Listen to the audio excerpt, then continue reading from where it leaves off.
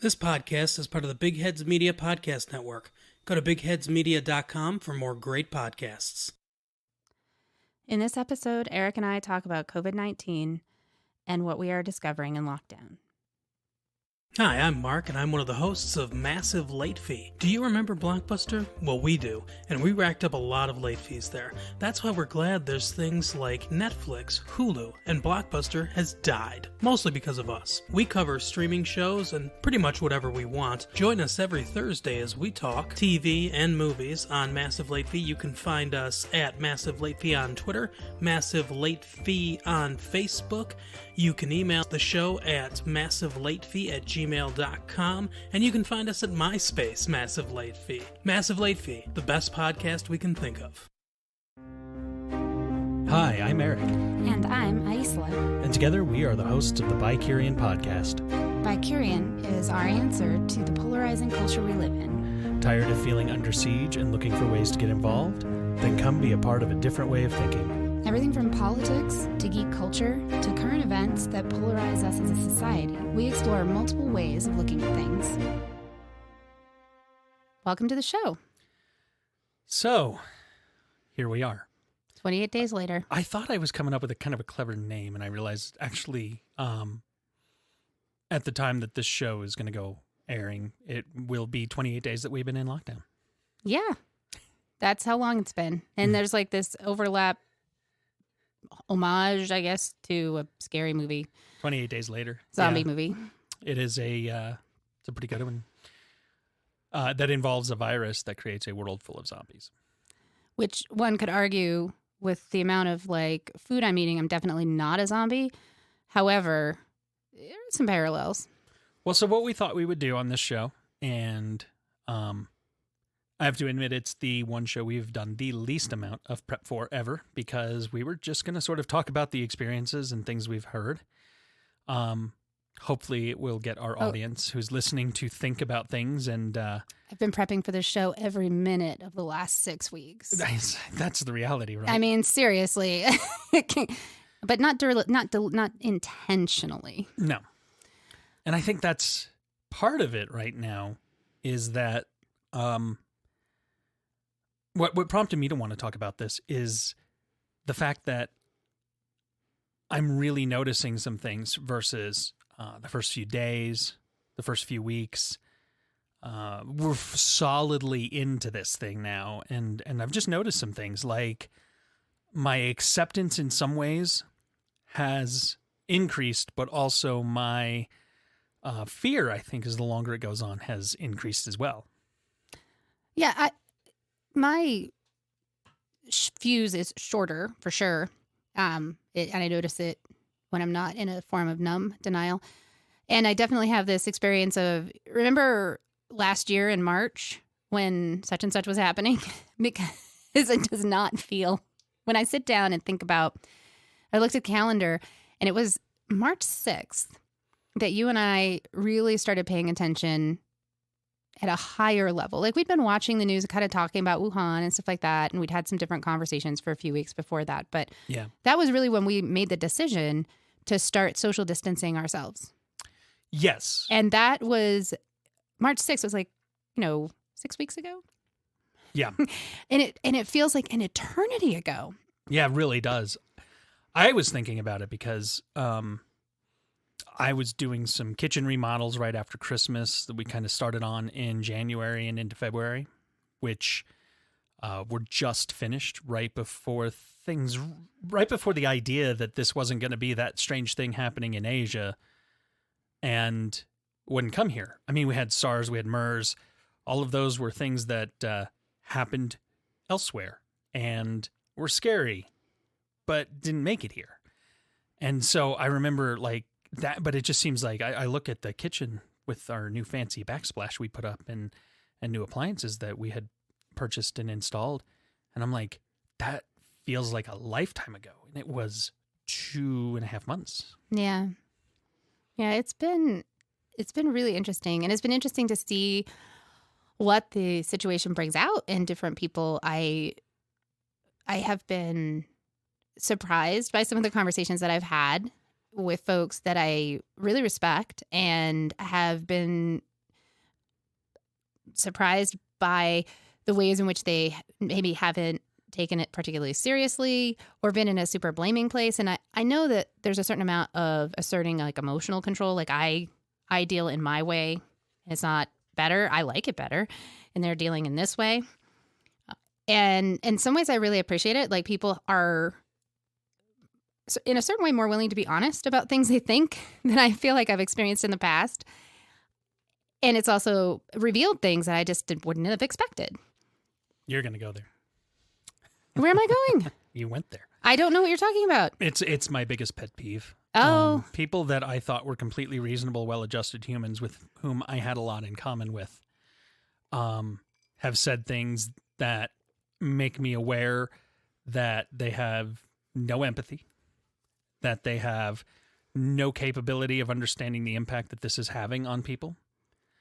I am lucky, and so far as I can tell, you are too, that we don't know anybody who has died from this, but we do know several people who have been sick. It's no picnic. I mean, this idea that you can get it and be asymptomatic, that sounds great, but it's not the norm. Well, they don't actually know. I'll call you out on that and say they don't actually know what the norm is because they aren't testing enough to have any concept of who's sick, how long people are sick, and what the result is. And there was that really intensely horrifying first-person journal that you shared with me about the pandemic in New York, the EMT. That was an EMT interviewed by BBC. Okay. In New York. And it was a day in the life of. And the day that he had written about in the interview was one of the last Saturdays in March. Like, it was early on. But, and a quick synopsis on it. Essentially, he saw more cardiac arrests that day than he had ever seen in a single day. And commented that, now looking back, he fully understands that that's what this thing does. You get a cough, it's a really bad cold, and eventually when your lungs can't take it, you have a heart attack. And he had 12 cases by mid-afternoon on a pretty average 16-hour, 6 a.m. to whatever shift, 6 a.m. to midnight shift. By mid-afternoon, he had 12 deaths. Mm.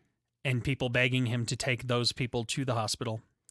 And him having to tell them they are not even going to look at anybody without signs of life. So I have to call this at the scene. The next person you see will be a coroner truck. Yeah. And it just got me thinking because, since this whole thing began, I have seen a lot of really good things in people.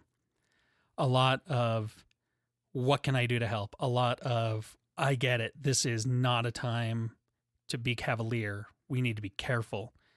Because even if I were to get sick and survive it, I might infect somebody who won't survive it. Yeah, it's a total roll. That's the problem is it's a total roll of the dice. Right. And you have no idea. And people are, I get it. Like modern people are not used to living in the unknown. We're really not. We have conquered all the things in a lot of ways. And we don't really respect nature. We don't really respect illness because we're pretty sure we can take it out with medicine or bacteria or antibiotics or whatever. And right now, for the first time in a really long time, people who feel insulated, like wealthy and powerful people, Boris Johnson got it, like world leaders are getting it, wealthy people, Tom Hanks got it. Yeah. Like people who are used to being safe and insulated are vulnerable. And people who are used to being able to predict the future are unaware. They can't say what's going to happen. And that level of uncertainty, they're just not used to it. And I think that terror is part of what we're dealing with as a society. Absolutely. It's a lack of emotional resilience. But it has brought out the worst in some people that I've been talking to. Like the first few days, I wasn't that surprised to hear some of the really hardcore social capitalists, just that everything revolves around the economy and all of that. I mean, we read an article because you shared it with me, so we both read it. Or it was a post. I'm sorry, it was a post on Twitter where somebody had basically said that this is only really affecting old people, and they're a small percentage of the population. And if he was being honest, they're pretty much the most useless part of the population that costs us the most money. So would it really be that bad in the long run? And I'm just like, wow. Like, we were all horrified, for those of you who watched the Avengers movies recently that came out, at the same argument from the villain in that. That less mouths to feed would be better for everyone. Wow. And this is a real person who apparently can sleep at night after having said that. Well, and the other thing that's been really intriguing to me is how many of the social safety net programs we've been talking about being fundamentally important, like public health care and basic standard of living, and addressing the financial burdens borne by people who go become specialized in things like medicine, and recognizing that those aren't handouts.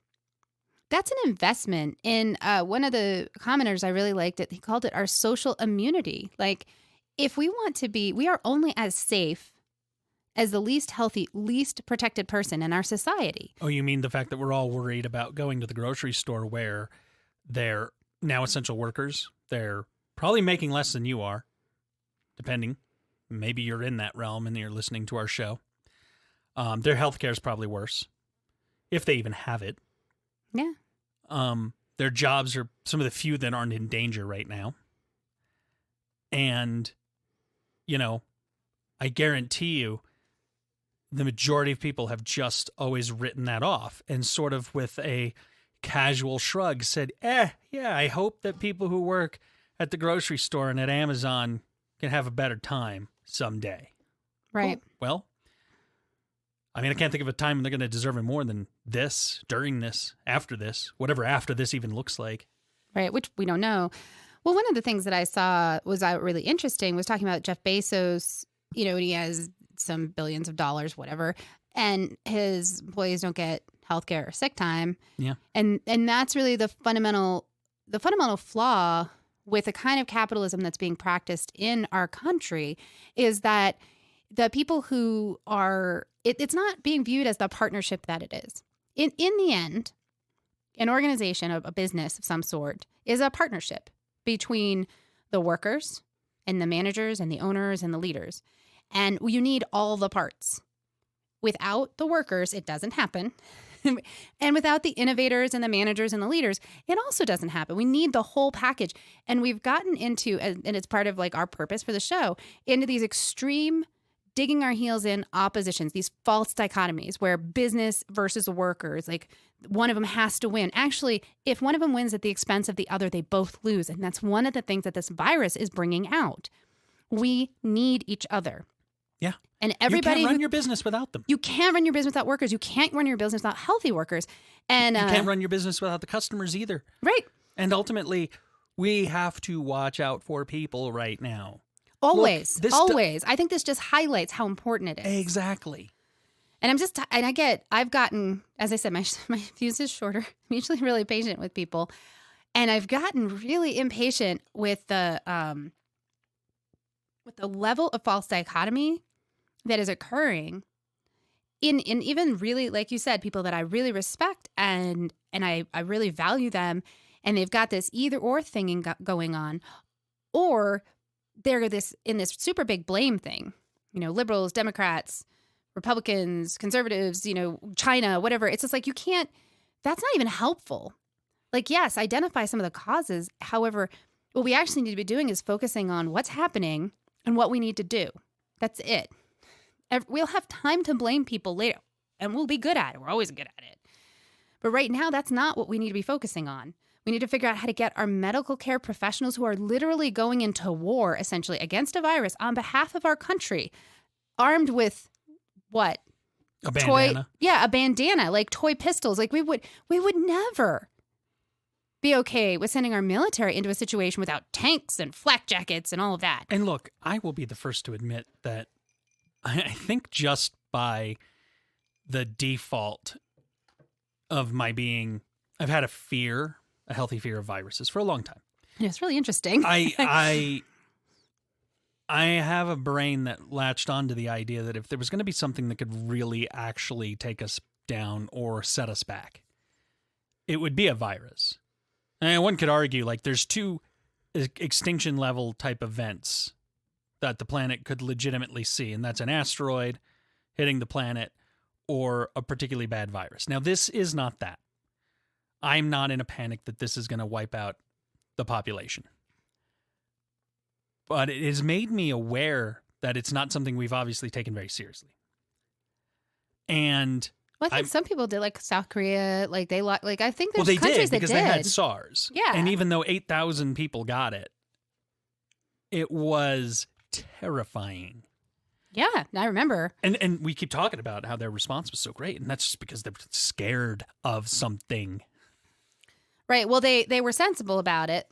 They didn't have that overwhelming hubris that the rest of the world, much of the rest of the world, definitely America, has had in the face of this scenario. You know, people are saying, oh, it's a virus, it'll be fine. People talked about herd immunity, like, let's just get everybody to have it. And it's like, well, we're not even sure. And as they study it more, this is becoming more evident. They're not even sure that getting it keeps you from getting it again. Which, I don't want to spend too long on the show going into conspiracy theories. But we'll do a little, or well, I think the reality is that, right now, the fact that you can see a story about a success with chloroquine versus stories where it's not working and you've got certain people in government saying it's the lifesaver, we don't know. We don't know. We don't know. And we have to get okay with not knowing. We have people working on a vaccine. We don't know when or, and this is key, if one can even exist. Yep. We don't know. We don't know. We can have hope. And I do. I really do. I mean, I admit in some ways there's a little part of me that doesn't feel like normal will be normal unless we can get a vaccine. So I'm not particularly religious, but I am praying right now that we can find something. Yeah. And so I'm gonna pivot us away, and then if you want to bring us back, feel free. One of the things I also wanted to talk about is just kind of how we've discovered some things. Like, for example, Risk. We've been playing Risk, and that's been, I've enjoyed it a lot. It's allowed me to get some of my violent tendencies and my short fuse out. I think the thing for me is that I fundamentally am an introverted person. What does that have to do with Risk? So it's interesting to me because kind of the normal pastimes, whether it's virtual or, virtually hanging out with people or doing things virtually, or projects around the house, just little things that we can do right now suit me well. I'm certain that I will eventually miss being able to go out to a bar or a club or something. I do miss going out to movies and things like that. But the reality is, the things that we've been doing are things that I have enjoyed doing regardless. So, playing a board game, even remotely, is totally awesome and gives us a way to stay kind of connected. And in the case of our Risk games, they have been rather good at letting us get out some pent-up emotion and rage in a non-violent way. Yeah. I'm not highly social. I like being around people, and I feel really lucky that I have enough different types of interactions in my small little family group that I can do things like make a podcast with you and play Risk and that kind of thing.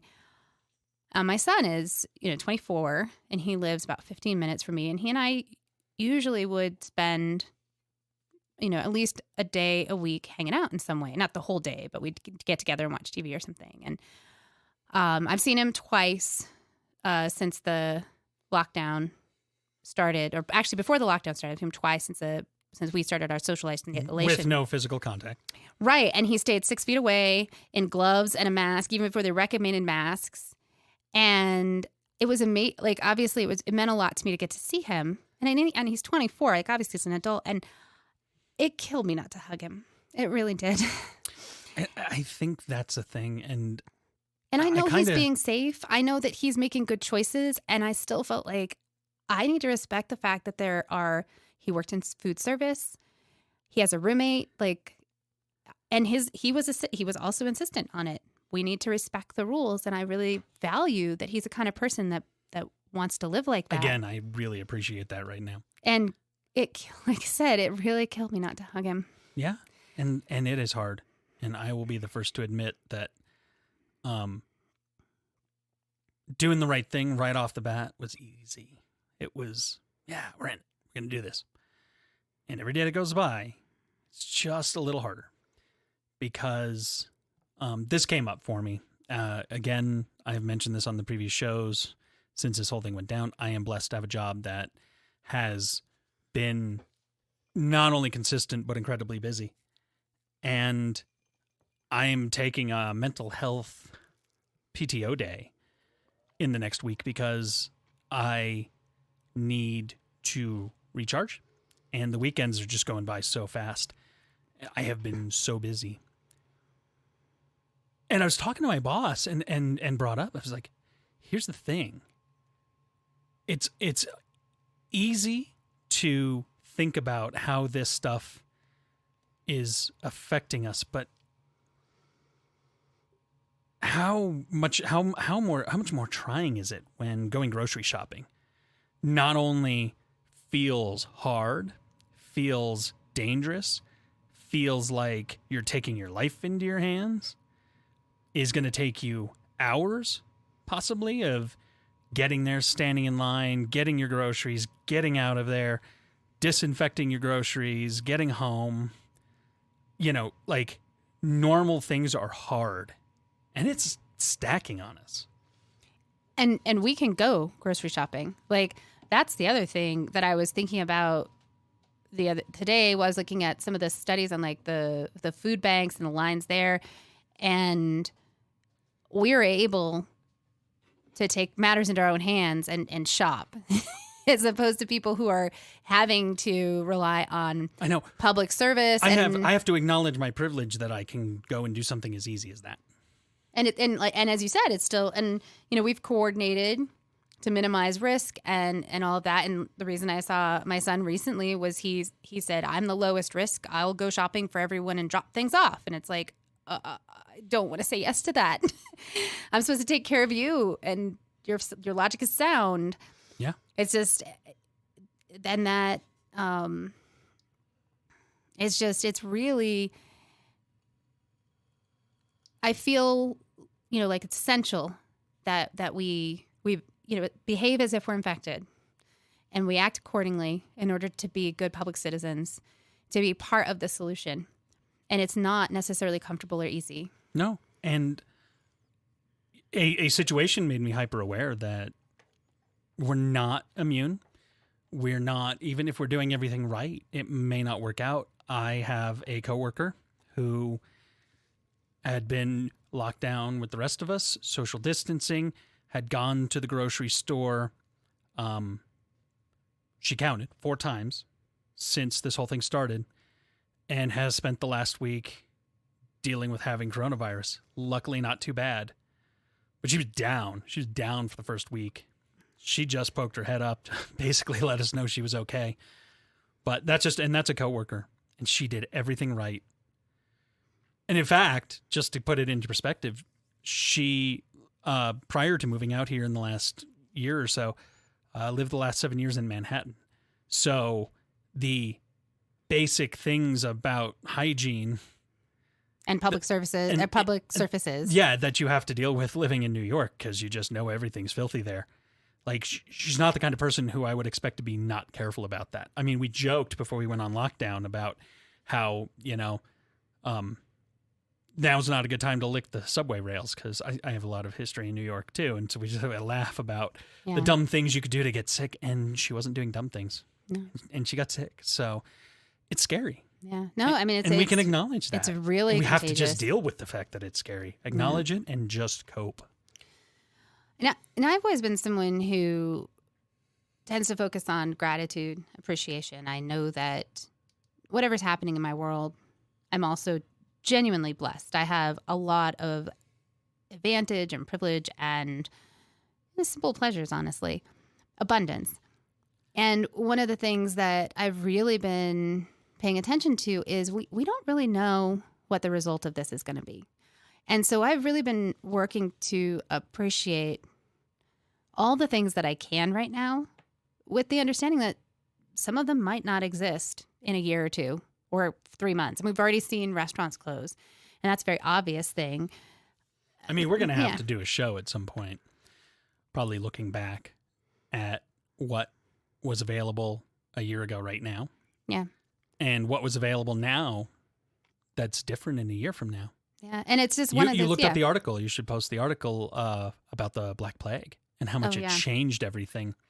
It's a really interesting read because, even something that's like the medieval times, it ended medieval times. It changed the world. It did. It's what led to basically the Renaissance and all of the other things and the end of serfdom in so many places, and actually looking at workers as not just subjects.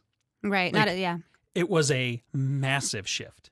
Right. And that to me, and not to be like uber dark, it's just one of the things that really came up for me is just saying like, this is something I love, whatever it is, whether it's a shampoo or a show or a blanket, I don't even know. Just saying like a haircut. I cut my own hair last week. I used to cut my own hair all the time. And so whatever, but it's just one of those things. A beer on a patio. A beer on a patio, but just saying like, yeah, things are hard. And I'm feeling it. I'm feeling that things are hard. And I'm also really trying to give myself as much opportunity as possible to appreciate what I do have, because I actually think some of those things might not be available in the way they exist now or at all as we go forward and our supply chains get messed up, or, workers are out of work and they stop being able to focus on that, whatever it is. And new things will come in, and it's not that it's going to be all dark, but for me, that's one of the ways I think that I'm coping with the understanding that things are changing, is just doing the best I can to really be present with what is that I can value. It's wise, and you have to do that. And likewise, I mean, here's the thing. I am accused at times of being a realist. I am not particularly pessimistic, and I try not to be negative. But I think it's also important to acknowledge, like, this is hard. Like, I have ran into so many people that are almost in denial about that, and not necessarily just acknowledging their own feelings and emotions. I mean, people that have dealt with various different, mental conditions and anxieties and things like that aside, this is probably causing anxiety in people who didn't even know what that actually meant as a diagnosis. And it's okay to acknowledge it, try to talk to somebody, talk to your friends, talk to your family. This is stressful, and it's okay if you are stressed. And try to find a way to cope with it, but acknowledge it. Like, that's the key. Yeah. And I mean, I sold my house the end of February. And like, for me, that was when I really thought about that, about 3 weeks into March, when things started getting incredibly rough. I was like, wow, I'm so grateful that all completed. Yeah. And I'll just, in this other way, I was supposed to go visit my daughter at the end of March, and about mid-March, after we'd been kind of reviewing this for about a week, I was like, I don't know that that's going to be wise. I was supposed to drive out to Georgia. Well, lockdowns were a fear, but I mean, even just being out and exposed in a world where we didn't know it was going to happen. Other countries had gone on lockdown. And if you had told me then that we would have been locked down a week or two after you had decided not to do that, I think I still would have been surprised. Right. No, when I called my daughter to talk to her about a week before I was supposed to leave, and I said, I'm concerned with what I'm seeing, that this isn't going to be a great choice. She was like, not massively skeptical, but just kind of like, you really think? And I said, my instinct here is yeah, and I don't know why. And then I would have been even a week later, it was like 4 or 5 days later, there were enough things going on that I called her and she's like, yeah, I think it's better for you to stay home and be safe. Like, yeah, and we were both super disappointed. Like, it was a really hard choice to make. I'm glad I made it because I was thinking about like, lockdowns or getting trapped somewhere. And I hadn't even really gotten to, if I'm going to do this drive, I'm going to have to bring all my own food because by the time I would have gone, things would have been closed. Grocery stores were already panic buying empty. And we had done our buying early. We avoided that. So it wasn't it wasn't like high up in my brain. But after I canceled the trip and was like, wow, that would have been an endeavor. I'm glad I made that choice, but it was a rough choice to make. Yeah. And I'm like, when am I going to see her? Like, I was really looking forward to that. And I look at this situation, I'm like, I have no idea when I get to do that. And once again, I'm super. We're dealing with the unknown. I'm blessed. We still don't know when things might change. Right. And I appreciate you saying change, not go back to normal, because I don't think that's on the menu. Oh, I have accepted. And again, back to my key point about you can be frustrated, you can be upset, you can be scared, you can feel a lot of feelings right now. But one thing that part of that clarity of just acknowledging my feelings and trying to cope with them in a healthy way has come down to acknowledging change, not return, not normal, changed. Change out of this into something new. Yeah. Out of this, whatever the next step is, we'll see. Yeah. So when I said my son went shopping and he brought food home and we had things like broccoli in a bag, not even fresh. And I was like, oh, this is so good. I realized I made it a personal goal to get as much fresh vegetables and fruit on this shopping trip as possible because I have just been eating, baked products, meat, and things out of cans. Yeah. And I'm like, I am literally dying without some sort of fresh food right now. Like I feel my body is just like, what are you doing?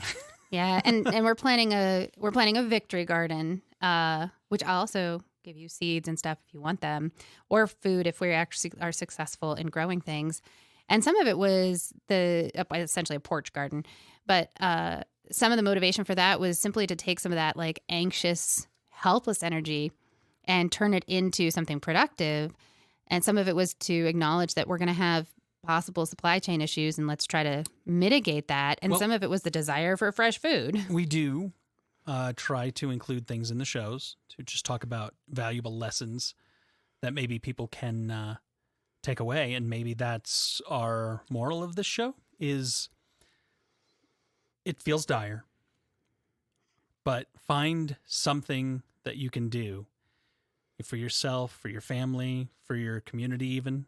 I know my wife is sewing masks and mailing them to people that don't have access to cloth or skills to sew.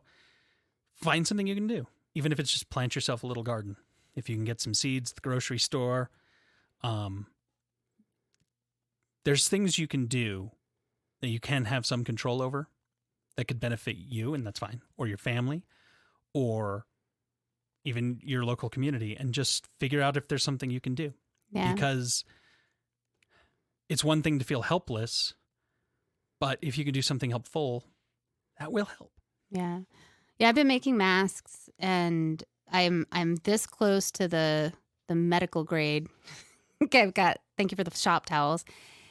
And I didn't even know I was sitting on anything that important. Yeah. I just keep shop towels around. In the victory gardens and it's the idea that when you feel helpless, help others. And I think the biggest thing for me, for my personal, moral or motivation here is just to recognize that we are genuinely all in this together, and it's hard, and we can make it easier for each other, or we don't. And I want to be part of the group that pitches in and builds community and makes it easier for one another. You're probably not going to see a lot of faces doing it, but that doesn't mean you cannot help. This isn't about going out and, spoon feeding your neighbor or risking yourself in other, ways that don't involve practicing social distancing. But there are things you can do that'll benefit you and your family and your community. So. Yep. Well, on that note, we're going to wrap this show. Be safe. Yeah.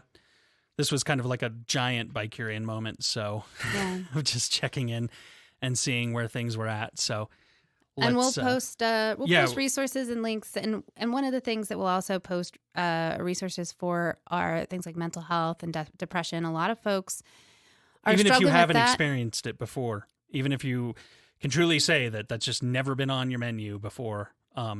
Again, acknowledging that this is a unique situation and could be causing you to be in situations you're not used to. And just be gentle with yourself, and recognize that this isn't a vacation. You're not supposed to get a lot of extra things done. If you do, that's great. It's okay if you just feel bad. There's a lot going on. And with that, thanks for listening. If you have ideas, feedback, or thoughts that you want to share with us, please find us on social media. We are BiCurean on Facebook, Twitter, and Instagram. Also Medium and Reddit, although less active. You can also give us a call at 720-507-7309. You'll leave a message, or email podcast@BiCurean.com. And if you like what we're doing, please reach out and tell us, and let your friends know to check us out. Thank you.